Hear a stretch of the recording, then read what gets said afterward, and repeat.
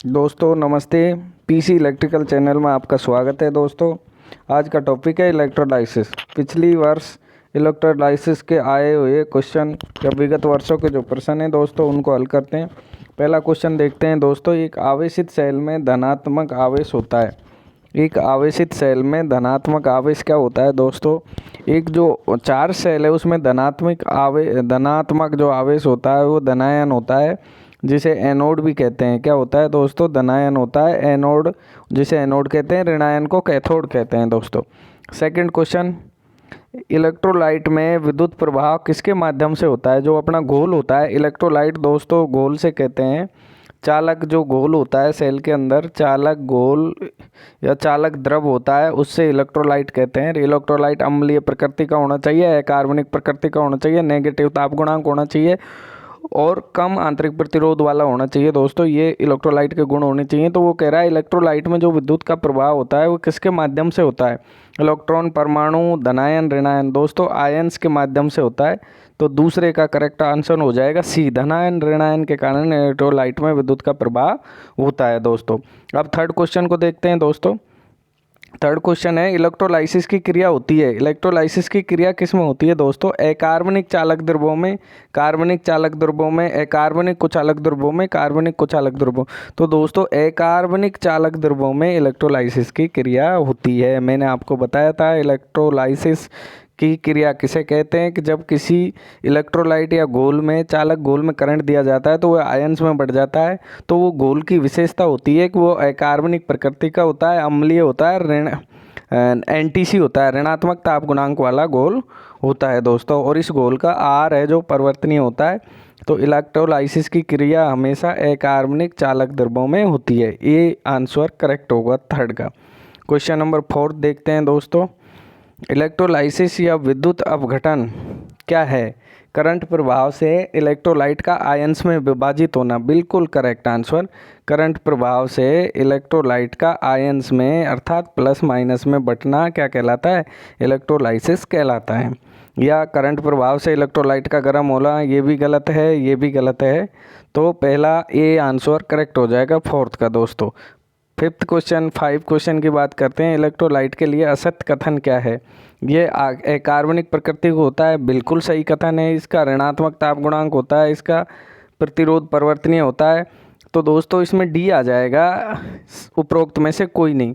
इसमें सभी कथन सत्य हैं तो असत कथन कोई सा भी नहीं है दोस्तों। तो इसका आंसर क्या हो जाएगा? डी हो जाएगा दोस्तों, उपरोक्त में से कोई नहीं। क्वेश्चन नंबर 6 देखते हैं दोस्तों। इलेक्ट्रोलाइट का क्या बैटरी के चार्ज अवस्था को प्रदर्शित करता है?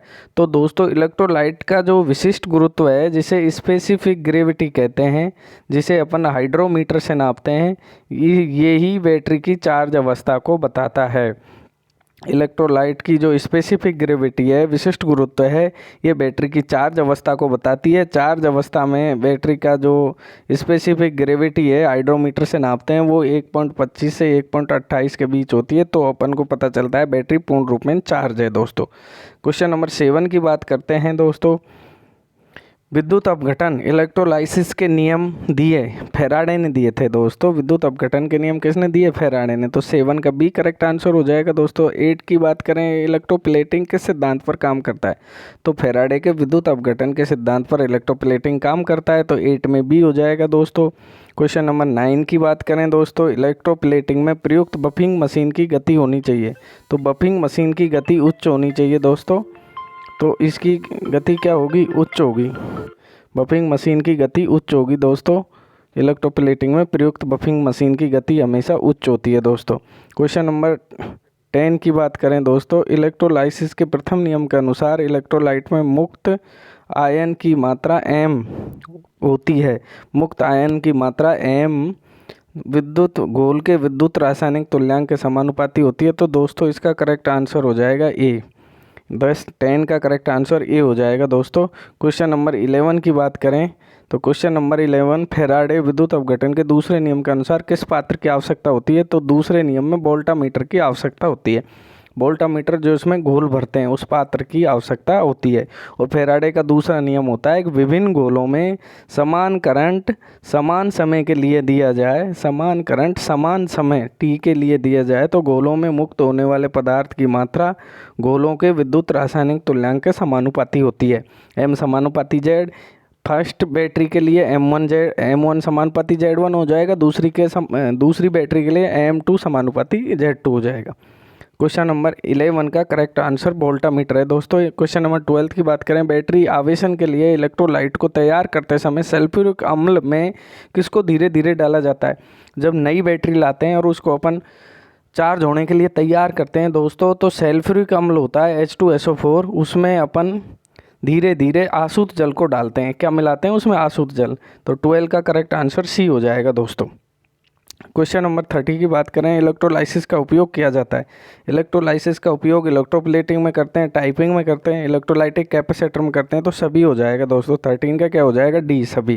क्वेश्चन नंबर 14 की बात करें, विद्युत लेपन या इलेक्ट्रोप्लेटिंग की क्रिया में आवश्यक सप्लाई है। तो दोस्तों विद्युत लेपन इलेक्ट्रोप्लेटिंग में डीसी सप्लाई आवश्यक होती है।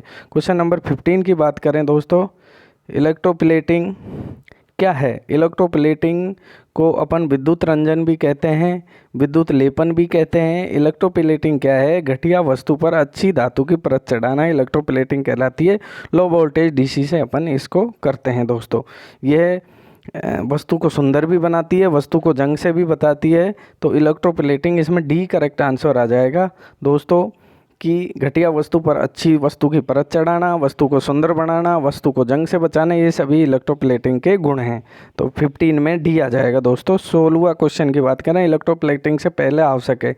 तो पहले वस्तु जिस पे इलेक्ट्रोप्लेटिंग कर रहे हैं उसकी सफाई करना ज़रूरी है। तो दोस्तों एसिड स्नान से सफाई होती है, तो इसमें या तो सफाई ऑप्शन होता है या एसिड स्नान। तो करेक्ट आंसर ए हो जाएगा दोस्तों। ए एसिड स्नान की जगह सफाई भी आ सकता है। इलेक्ट्रोप्लेटिंग से पहले वस्तु की सफाई करना जरूरी होता है। क्वेश्चन नंबर 17, धनात्मक विद्युत से आवेशित होने वाले आयनों को क्या कहते हैं? धनायन कहते हैं दोस्तों। क्या कहते हैं? धनायन। तो 17 का करेक्ट आंसर बी हो जाएगा दोस्तों। क्वेश्चन नंबर 18 की बात करें दोस्तों, इलेक्ट्रोप्लेटिंग जिस वस्तु पर की जाती है वह लगाई जाती है। इलेक्ट्रोप्लेटिंग मतलब जिस वस्तु पर परत चढ़ानी है वह वस्तु कैथोड पर लगाई जाती है दोस्तों। कहाँ पे लगाई जाती है? कैथोड पर। तो 80 का करेक्ट आंसर बी हो जाएगा दोस्तों। और जो वस्तु चढ़ानी है या जो धातु चढ़ानी है उसी का घोल लेते हैं और उसी धातु का एनोड लेते हैं दोस्तों। और जिस वस्तु पर चढ़ानी है वह कैथोड पर लगाते हैं दोस्तों। क्वेश्चन नंबर 19 की बात करें, इलेक्ट्रोप्लेटिंग के लिए आवश्यक डीसी सप्लाई कैसी होनी चाहिए? कम वोल्टेज व उच्च धारा होनी चाहिए। तो ए करेक्ट आंसर हो जाएगा 19 का दोस्तों। क्वेश्चन नंबर 20 की बात करें दोस्तों, इलेक्ट्रोप्लेटिंग के बाद में कौन सी क्रिया की आवश्यकता होती है? बफिंग। जब अपन ने परत चढ़ा दी तो अपन उस परत को सुखाएंगे, दूसरी धातु का जो लेप किया है उसको सुखाएंगे, तो बफिंग मानी होता है सुखाना। तो बफिंग जो करते हैं ब्लोवर से करते हैं, उच्च गति की हवा जाती है। इसमें बफिंग की जो मशीन होती है, ब्लोवर होता है, उसकी गति क्या होती है? उच्च। ये भी पूछा गया है दोस्तों 2018 लाइन में कि जो बफिंग करते हैं इलेक्ट्रोप्लेटिंग के बाद कौन सी क्रिया की आवश्यकता होती है? बफिंग और पॉलिशिंग। तो बफिंग करते हैं उसमें मशीन की गति क्या रहती है? उच्च दोस्तों। इसी प्रकार के क्वेश्चन रोज़ देखने के लिए आप यूट्यूब पर जाकर पीसी इलेक्ट्रिकल चैनल को अवश्य सब्सक्राइब करें। थैंक यू दोस्तों, धन्यवाद, बेस्ट ऑफ लक।